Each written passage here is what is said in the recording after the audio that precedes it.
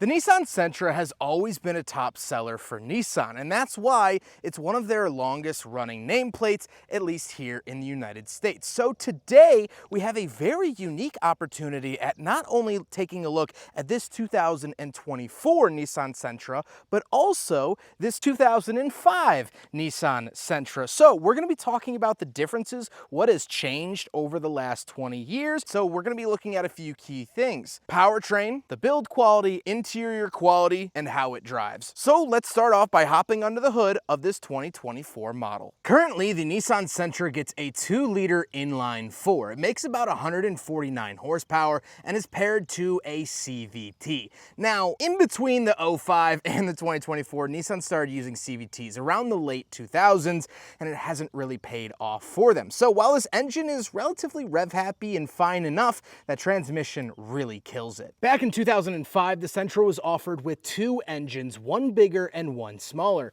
This is the smaller 1.8-liter inline-4 that made about 126 horsepower, so a couple ponies short of the modern equivalent. Now, there was a bigger 2.5-liter inline-4 offered as well, but we're doing a base-to-base comparison. This is also 500 pounds lighter than the modern counterpart, so it'll be interesting when we do our 0 to 60 drive. This is also paired to a 4-speed automatic. Now, it's not a lovely transmission. I don't send it a Christmas card every year, but it does do the job, and I would trust it a little bit more than the CVT. The interior of the modern Sentra is nice. We have a touchscreen infotainment system with wireless Apple CarPlay and Android Auto. We have a screen in the gauge cluster. We have great AC, heated seats, and a heated steering wheel. And it's overall a relatively nice place to be. There are a few little quality issues.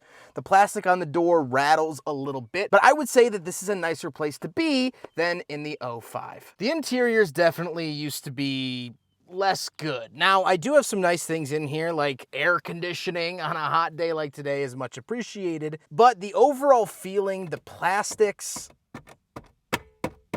just feel a lot cheaper in here. You could really tell that this is where Nissan was starting to save some dollars and the balloons. Now, I don't say that the 2024 interior is nicer because it has Apple CarPlay and a backup camera. I could care less about that.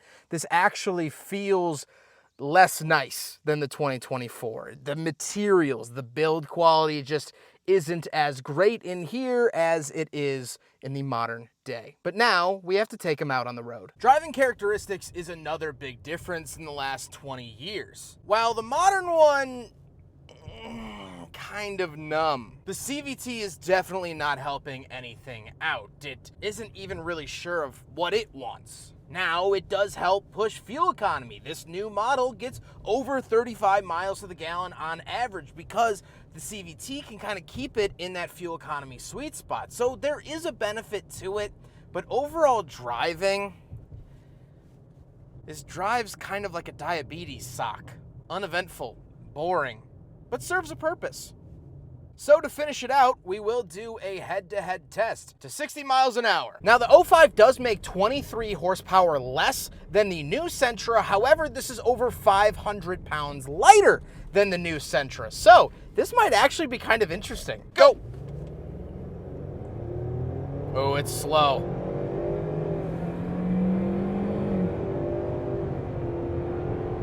Now, come on!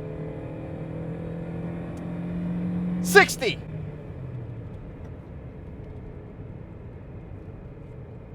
I did turn off the AC for that, so let me turn that back on. Woo! Doggy! Take that, Top Gear. I just drag raced myself. Now, I have no idea who won or who lost, but I'm out here doing the hard research. So which Sentra is best Sentra?